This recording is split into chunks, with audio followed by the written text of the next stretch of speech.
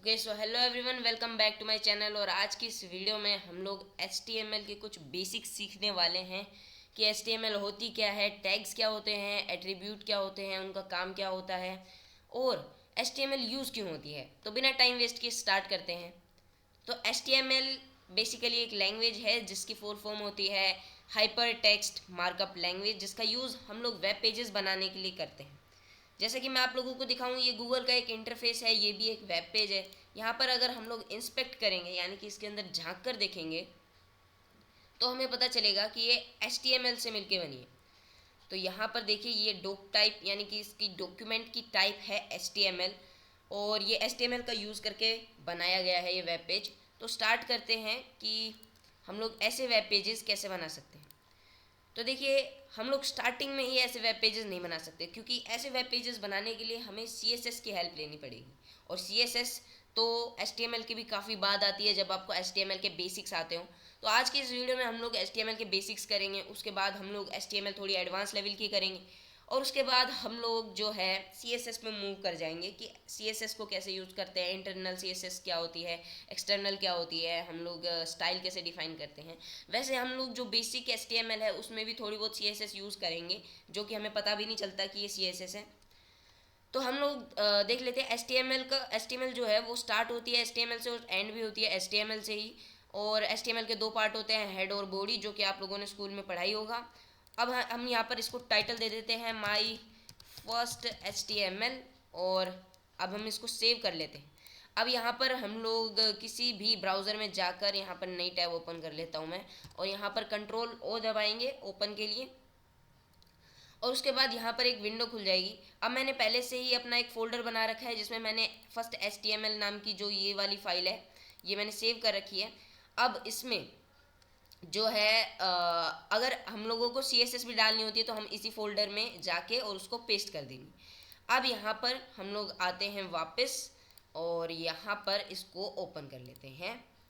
यहाँ पर अब माई फर्स्ट HTML लिखा आएगा। देखिए यहाँ पर ऊपर आ रहा है माई फर्स्ट HTML, जैसा कि मैंने आप लोगों को बताया था कि हेड में हम लोग जो कुछ भी लिखते हैं वो यहाँ ऊपर की साइड लिखा आता है। अब उसके बाद, और हाँ, यहाँ पर कई लोगों को लगता है कि जो हेड टैग है उसका सिर्फ यही यूज़ होता है कि उसमें टाइटल डालते हैं। ऐसा नहीं है, HTML में हेड का काफ़ी ज़्यादा तरीके से यूज़ होता है। तो वो एक अलग टॉपिक है, मैं उस पर वीडियो बनाऊंगा। और यहाँ पर जो बॉडी टैग है, अब हम उसमें कोड करना शुरू करते हैं। तो सबसे पहले मैं यहाँ पर लिख देता हूँ हेलो वर्ल्ड। ओके, आप कुछ भी लिख सकते हैं, मैं ये ट्रेंड है इसलिए मैं ऐसे कुछ लिख रहा हूँ। यहाँ पर हेलो वर्ल्ड प्रिंट हो गया, तो इसमें कुछ ज़्यादा कुछ हार्ड नहीं है। अब यहाँ पर हम लोगों को इसको थोड़ा, जैसे अगर बोल्ड करना हो तो हम लोग बी टैग का यूज़ कर देते हैं, और यहाँ पर जाके नीचे और यहाँ पर बी टैग को हम लोग क्लोज कर देते हैं। अब इसी तरीके से, अब मैंने यहाँ पर ये डाल दिया है। अब इसी तरीके से हम लोग यहाँ पे बी की जगह अगर हम लोग आई का यूज़ कर लेंगे तो यहाँ पर ये इटैलिक हो जाएगा, यानी कि थोड़ी कर्सिव जो साइड होती है उस तरीके से लिखा रहेगा, बाकी फ़ॉन्ट सेम रहेगा। और यहाँ पर अगर हम लोग यू टैग का यूज़ करेंगे यानी कि अंडरलाइन टैग का यूज़ करेंगे तो इसके नीचे अंडरलाइन हो जाएगी। इसको सेव करते रहना है बार बार, और फिर यहाँ पे जाके अगर हम रिफ्रेश करेंगे तो यहाँ पर अंडरलाइन हो गई। तो ये तो कुछ बेसिक टैग्स ही हैं जो कि हम लोगों ने स्कूल में पढ़े ही हैं। बाकी अब यहाँ पर हम लोग एक HR टैग का यूज़ करके भी मैं आप लोगों को दिखा देता हूँ। HR टैग यानी कि हॉरिजॉन्टल रूलर, यानी कि कुछ ऐसी लाइन खिंच जाएगी। ओके, और उसके बाद यहाँ पर कुछ इसी तरीके का होता है BR टैग, और BR टैग का यूज़ होता है जैसे कि मान लीजिए मैंने यहाँ पे हेलो वर्ल्ड लिखा, अब मैं यहाँ पर लिख देता हूँ हेलो यूनिवर्स, कुछ भी लिख दो, और फिर उसके बाद यहाँ पर हम लोग इसको रिफ्रेश करेंगे तो यहाँ पर जैसे कि मैंने HR टैग तो हटा दिया, अब यहाँ पर BR टैग का यूज़ किया और ये अगली लाइन से स्टार्ट हो गया। अगर मैं यहाँ पर BR टैग का यूज़ नहीं करता तो क्या होता, ये दोनों सेम लाइन में आ जाते। देखिए, हेलो वर्ल्ड, हेलो यूनिवर्स। तो BR टैग का यूज़ आप लोगों को आई होप समझ में आ गया होगा। अब इसके बाद मैं आप लोगों को बिग टैग का थोड़ा बता देता हूँ। बिग का मतलब होता है, मतलब बस जो फ़ॉन्ट है वो थोड़ा बड़ा हो जाएगा बस, और इसको हम लोग सेव करते हैं और यहाँ पर रिफ़्रेश करेंगे तो ये बिग हो गया। हम लोगों ने हेलो यूनिवर्स काट दिया था इसलिए अब वो यहाँ पर नहीं है। और बिग की जगह हम लोग स्मॉल का यूज़ कर लेंगे तो वो स्मॉल में कन्वर्ट हो जाएगा। अब बात आती है कि हम लोग फ़ॉन्ट कलर कैसे चेंज करें। इसमें कई लोगों को दिक्कत आती है कि फ़ॉन्ट कलर कैसे चेंज करें। उसके लिए बस सिंपल हम लोग फ़ॉन्ट लिखेंगे और यहाँ पर उसके कलर को डिफाइन करेंगे इक्वल और डबल इन्वर्टेड कोमा। सिंगल से भी कर सकते हैं, एक बार मैं सिंगल से भी करके दिखा दूंगा। अब यहाँ पर हम लोग लिख देते हैं, कलर लिख देते हैं ब्लू। अब हम लोग इसको सेव नहीं करेंगे, पहले हम लोग यहाँ पर फ़ॉन्ट टैग को क्लोज करेंगे। ओके, अब यहाँ पर हम लोग इसको सेव कर लेते हैं। अब यहाँ पर रिफ़्रेश करेंगे तो ये ब्लू कलर का हो गया और बाकी हमने बिग टैग हटा दिया था इसलिए इसका जो फ़ॉन्ट साइज़ है वो भी छोटा हो गया। अब यहाँ पर हम लोग साइज़, फेस सब कुछ डिफाइन कर सकते हैं। जैसे कि अगर मैंने यहाँ पर साइज़ लिखूँ तो मैक्सिमम 7 हो सकता है।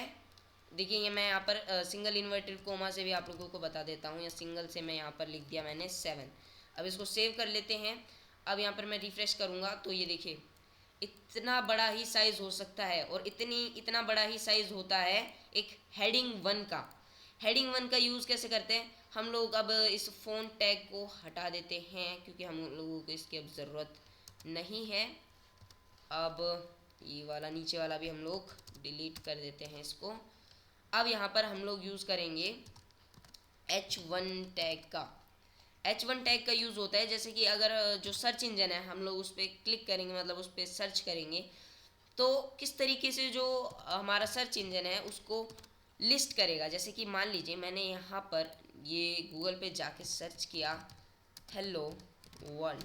अब मैंने यहाँ पर हेलो वर्ल्ड सर्च किया। अब उसके बाद जिसने यहाँ हेडिंग 1 में हेलो वर्ल्ड लिख रखा होगा और हेडिंग 2 में भी कुछ रिलेटेड कंटेंट लिख रखा होगा, तो जो हमारा सर्च इंजन है उसको लिस्ट करना शुरू करेगा। और जैसे कि हम लोगों को पता है हमने अभी पब्लिश नहीं किए, हम ना ही हमारे पास वेबसाइट है, तो हमारा वेब पेज तो आने से रहा।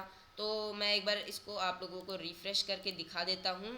तो यहाँ पर मैं इसको पहले सेव करूँगा और फिर यहाँ पर इसको रिफ़्रेश करते हैं तो कुछ इस तरीके की हमारी हेडिंग 1 आ जाएगी।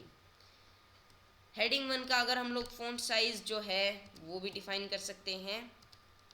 एक सेकेंड, जो मैंने कहा था ना कि फ़ॉन्ट साइज़ जो है हेडिंग 1 का सेम रहता है, वो सेम नहीं रहता, थोड़ा छोटा रहता है। बट हेडिंग 1 ही सबसे बड़ी लाइन होती है, मतलब कि जो हमारे सर्च इंजन पे जो हमारा सर्च इंजन लिस्ट करेगा किस तरीके से करेगा वो डिपेंड करता है हमारी हेडिंग 1 पे। तो हेडिंग 1 का जो हमारा यूज़ है वो आप लोगों को समझ आ गया होगा। अब इसके बाद हम लोग देखते हैं कि फ़ॉन्ट फेस को मैं एक बार आप लोगों को चेंज करके दिखा देता हूँ। फेस हम लोग जाएंगे, इक्वल कर देंगे, डबल इन्वर्टेड कोमा लगा देते हैं और यहाँ पर क्लोज कर देते हैं सबसे पहले फ़ॉन्ट टैग को। अब इसके बाद यहाँ पर फेस में क्या होता है, फ़ॉन्ट होते हैं। तो फ़ॉन्ट के लिए मैं तो रिकमेंड करूँगा कि सबसे पहले आप लोग इसमें से जाके कर लीजिए, नोटपैड में से ही। और मैं अभी इसके बाद आप लोगों को नोटपैड और नोटपैड प्लस प्लस में एक डिफरेंस बताऊँगा। अब यहाँ पर जैसे मेरे को ये वाला जो फ़ॉन्ट है ये अच्छा लगा तो मैं इसको Ctrl+C दबाऊंगा, कॉपी कर लूँगा और फिर यहाँ से कट करके इसको Ctrl+V कर दूँगा। अब मैं इसको सेव करता हूँ और यहाँ पर अगर मैं इसको रन करूँगा तो देखिए इसका फ़ॉन्ट चेंज हो गया। तो कुछ इस तरीके से हम लोग साइज़ भी चेंज कर सकते हैं, फ़ॉन्ट भी चेंज कर, फ़ॉन्ट का मतलब जो है फेस वो चेंज कर सकते हैं और जो है कलर चेंज कर सकते हैं। तो इसके बाद अब मैं आप लोगों को बताता हूँ कि नोटपैड और नोटपैड प्लस प्लस में डिफरेंस क्या है। देखिए नोटपैड प्लस प्लस में हम लोग लैंग्वेज सेलेक्ट कर सकते हैं। जैसे कि मैंने यहाँ पर HTML सेलेक्ट की हुई है, हम लोग यहाँ से C++, CSS और जावास्क्रिप्ट ऐसे लैंग्वेज सेलेक्ट कर सकते हैं। बट नोटपैड में देखिए कोई ऑप्शन नहीं होता ऐसा।